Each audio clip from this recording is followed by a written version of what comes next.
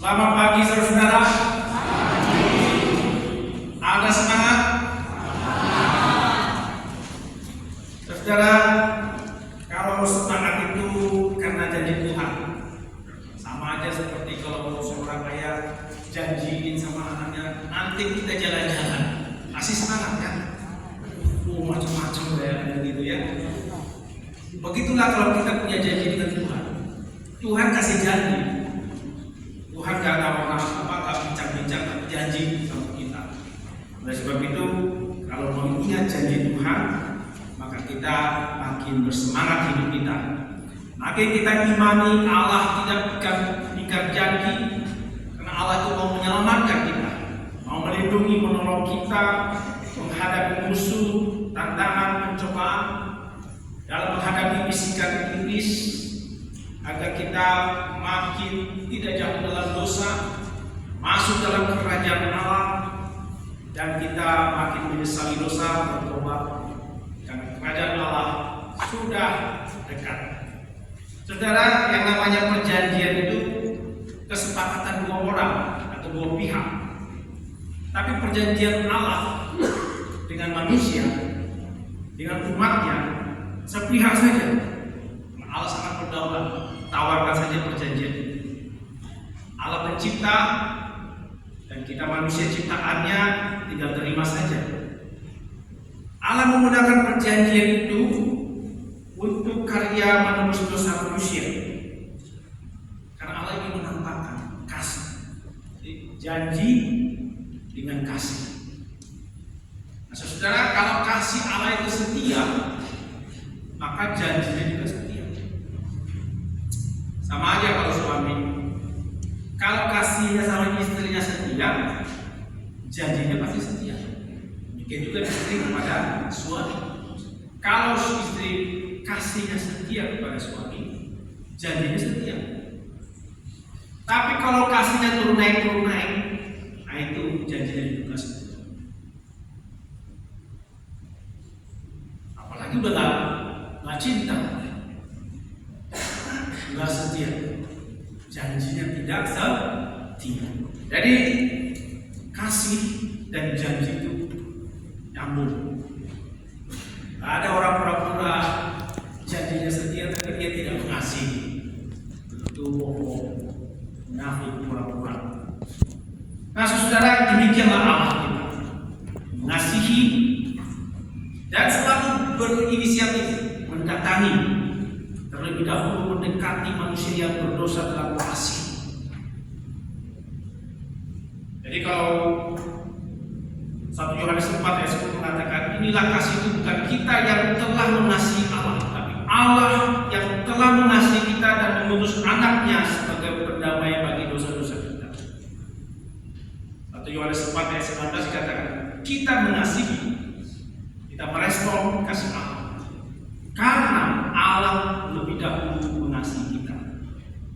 Jadi kasih itu, kasih yang setia, itulah yang menyebabkan Allah tidak ingkar janji.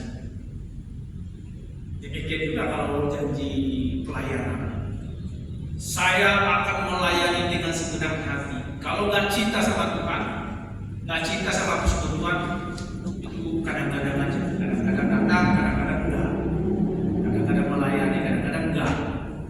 Kalau nggak ada cinta, kalau nggak ada kasih, orang susah janji. Ya saya jadi datang, saya jadi kalau tidak datang, termasuk jadi sama anak, jadi sama siapa aja. Kalau nggak ada kasih, janjinya nggak setia, suka ingkar janji. Nah saudara, manusia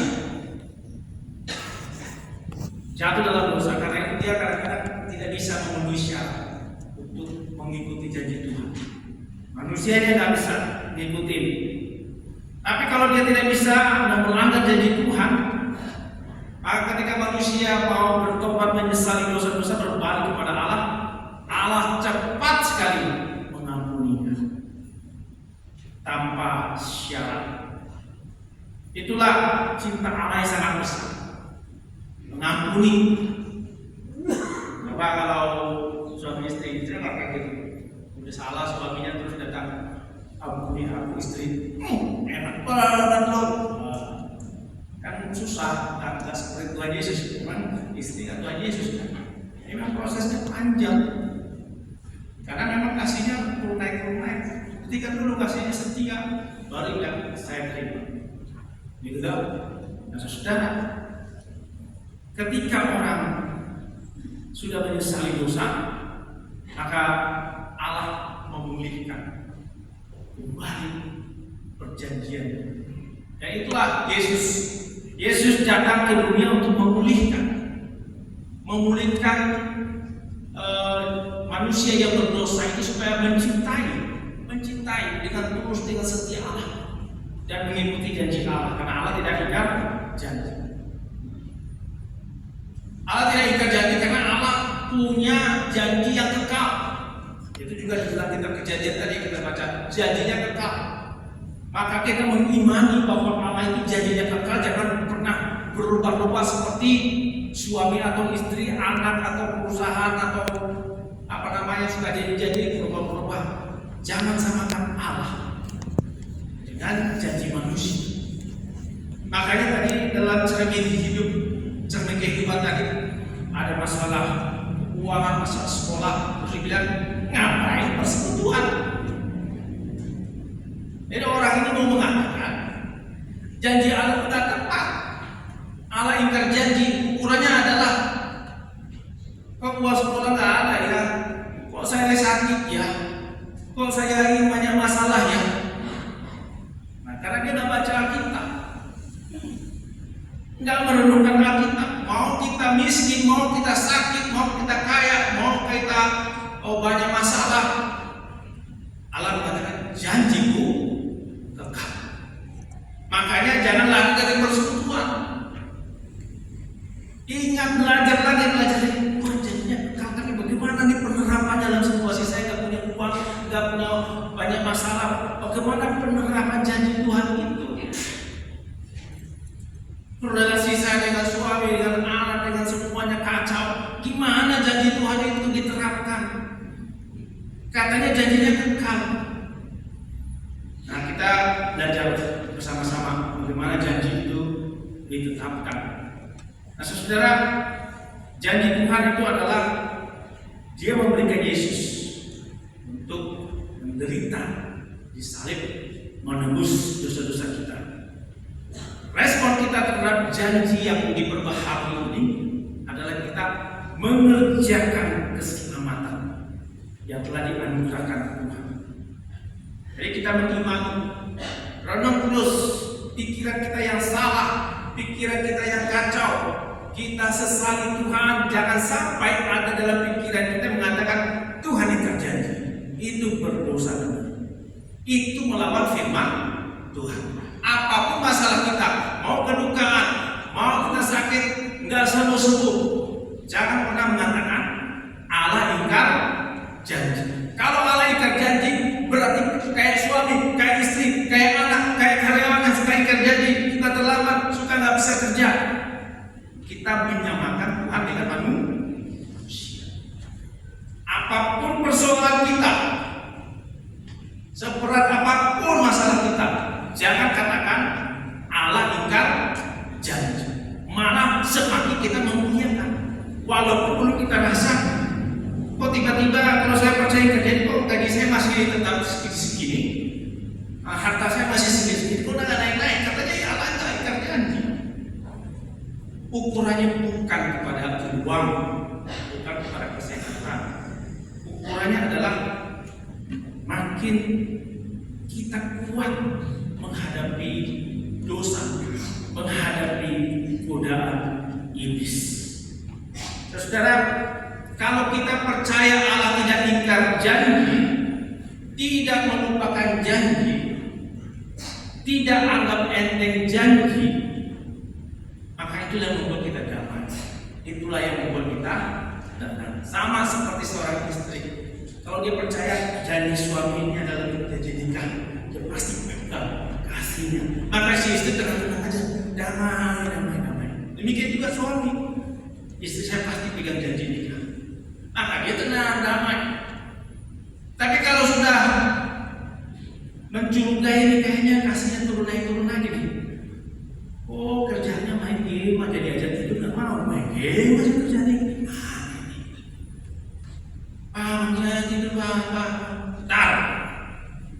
game belum selesai nih, mau sebentar lagi nih. Itu kasihnya udah turun. Itu makanya manusia kayak gitu. Harus bertobat. Kasih ya, kalau jamnya udah ada sama-sama tidur lah. Dibelai dulu, nah itu udah kasih. Tidak pernah dibelai-belai. Gimana sih kita kasihnya? Ngomongnya juga gak pernah. Ingat, makin cinta, makin kasihnya setia, makin janjinya juga setia. Maka bikin tenang, bikin damai. Makanya percaya pada Tuhan, tidak ingkar janji. Maka damai, tenang, keluarga tempat tenang aja. Kalau papa saya janji pasti ditepati, katanya mau traktir, katanya pasti tenang aja. Tapi kalau bapaknya ingkar janji, ayo nanti kita traktir, lupa, sibuk ini. Pak janjinya, janji palsu, kan? Tidak tenang, gampang kecewa, gampang orang marah, gampang ini. Saudara, Tuhan tidak mau bikin kita kecewa. Maka jangan pernah mundur dari persekutuan. Jangan samakan Tuhan dengan seorang manusia yang sudah ingkar janji. Jangan mundur dari persekutuan. Gara-gara saya sakit, saya nggak mau ke gereja. Yang disalahin Tuhan. Padahal dia yang benar. Orang lain yang salah, ini yang salah, yang disalahin Tuhan. Ya. Kurang membaca Alkitab, kurang merenungkan firman Tuhan dengan benar. Mau banyak masalah, ke gereja itu ingin ingat janji Tuhan. Ya. Jangan curiga sama Tuhan. Sama suami, sama istri, sama anak bisa kita curiga. Sama Tuhan, jangan pernah curiga. Sama aja kalau janji atau sumpah seorang pemimpin pemerintah, gubernur daerah atau pejabat. Saya bersumpah akan melakukan yang sebaik-baiknya, seadil-adilnya, memegang undang-undang dan segala sesuatu seluruhnya, berbakti kepada nusa dan bangsa. Itu janji yang benar.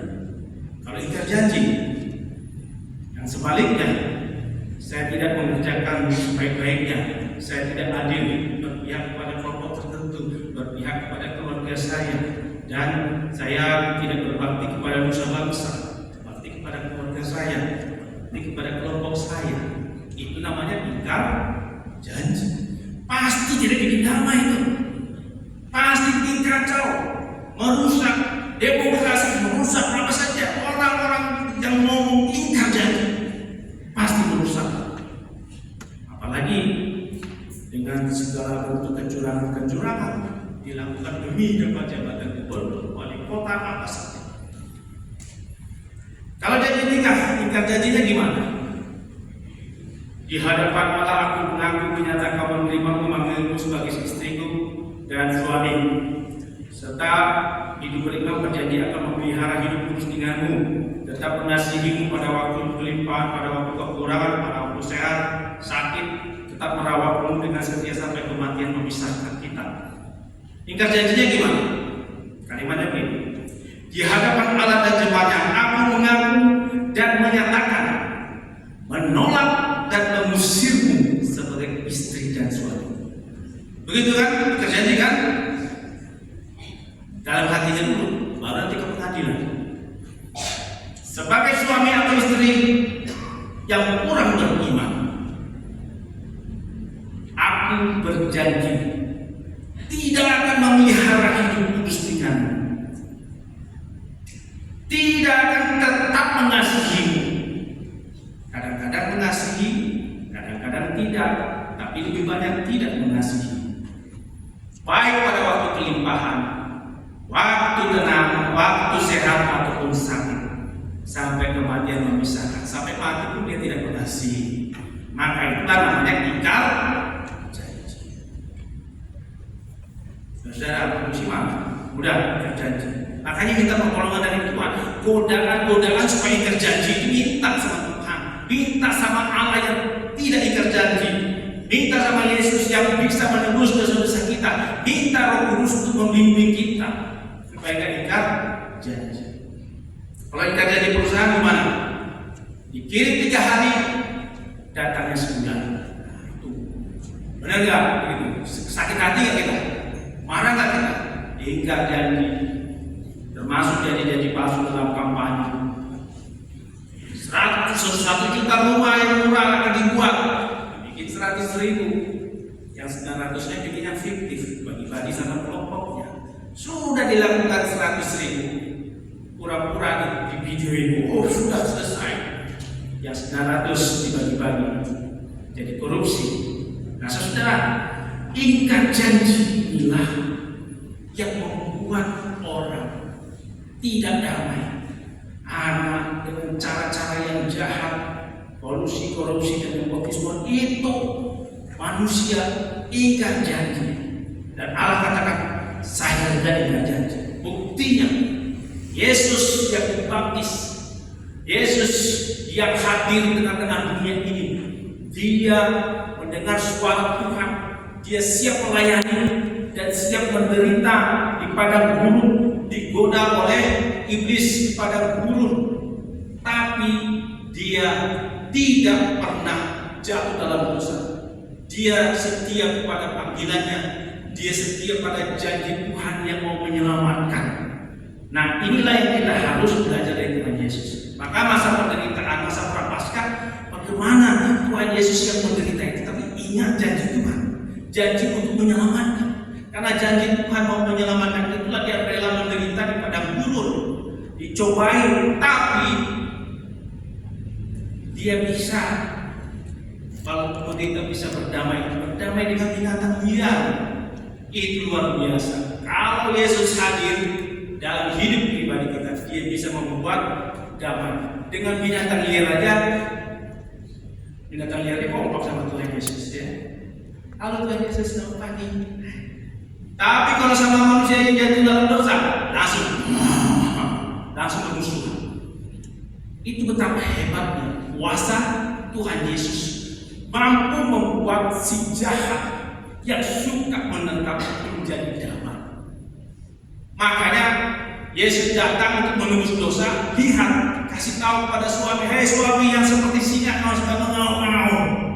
Nih, bertemu sama Tuhan Yesus. Nanti kamu akan berdamai dengan Tuhan Yesus. Nanti kau berdamai dengan istrimu, berdamai dengan siapapun. Dari hai sayang, begitu kan kira-kira. Ya tahu? Benar nggak itu janji Tuhan itu? Wah, orang yang seperti singa menjadi berdamai. Itulah janji Tuhan. Kuasa Tuhan lebih besar daripada kuasa iblis yang membisik-bisikan, ayo ambil kemegahan dunia ini, ayo korupsi dengan cara-cara curang, ambil kekuasaan. Tapi Tuhan Yesus mengatakan, tidak, aku tidak butuh kemegahan dunia, kekuasaan dengan cara-cara yang licik, cara-cara yang jahat. Aku lebih mengikuti kehendak Tuhan karena aku mau mengerjakan janji-janji Tuhan, janji keselamatan tersebut. Dan dalam penggenapan janji-janji Tuhan itu ya selalu dikatakan orang yang mau mengikuti janji Tuhan jangan berpikir oh enak banget jalan. Banyak pencobaan, banyak penderitaan. Ikutin janji jadi penatua aja, banyak penderitaannya enggak? Anak penatua, banyak penderitaannya enggak? Banyak yang bilang enggak ada penderitaannya, waktunya, tenaganya, semuanya, ada salah mengerti. Tapi penderitaan ini bukan membuat kita cepat mundur. Jadi ketua panitia banyak yang ngomong, banyak yang macam-macam, bukan cepat mundur. Tapi itu membuat kita makin minta Tuhan, janji Tuhan, membuat aku terus hadapi dengan kuasa-Mu, dengan hikmat-Mu. Seperti Tuhan Yesus, Dia menderita sampai akhir pekerjaannya untuk menyelamatkan, untuk membuat damai, untuk membuat orang jatuh kembali kepada Tuhan. Jadi melayani di gereja dan di rumah membuat semakin banyak orang datang kepada Tuhan, makin bertobat, makin percaya kepada Injil. Dan kita yang senantiasa melihat bahwa orang-orang yang telah berbuat jahat, kalau Tuhan hadir, Tuhan akan mendorong dia, walaupun dia menderita, tetap rajin berbuat baik. Walaupun keadaan miskin, walaupun sakit, mulutnya, kata-katanya selalu berbuat baik. Walaupun situasi kita sekarang ini dikalahkan atau menderita, tetap berbuat baik seperti Tuhan Yesus. Jangan balas kejahatan orang dengan juga kejahatan, tapi kita membalas dengan kebaikan. Karena kita percaya Tuhan tidak ingkar janji, akan terus memelihara kita, akan terus membuat kita maju, dan kita harus menceritakan kepada banyak orang. Ini di Efesus pasal tadi 3, menceritakan terus bahwa Tuhan punya janji yang baik. Tuhan akan memperbaiki. Tuhan tidak pernah janji yang palsu. Tuhan terus menyelamatkan kita. Itu harus kita ceritakan sampai orang benar-benar mengalami perubahan-perubahan dalam kehidupannya, menyesali dosa-dosanya, dan ditebus oleh Tuhan Yesus. Tuhan memberikan suatu tanda di dunia ini, busur pelangi. Kalau kita melihat busur pelangi itu, kita mengatakan janji Tuhan setia. Dia tidak ingkar janji. Jangan hanya lihat isinya banget pelangi. Ingat, kalau ada pelangi itu tandanya Tuhan setia. Sama aja dengan cincin di tangannya. Kalau ada ini artinya suamiku masih setia, istriku masih setia. Itu iman kita. Oleh sebab itu, lihat pelangi, tanda bahwa Tuhan itu setia. Tuhan itu sangat mengasihi yang setia, maka Dia pasti janjinya setia, tidak ingkar janji. Kira-kira penjelasan saya tentang Allah tidak ingkar janji bisa dimengerti kan? Bisa ditangkap ya? Oke, marilah kita mengimani bahwa Allah tidak akan ingkar janji untuk menyelamatkan, melindungi, dan kita dibawa masuk dalam kerajaan Allah. Kita menyesali dan bertobat sampai kerajaan Allah segera datang. Kita masuk dalam saat yang sebenarnya.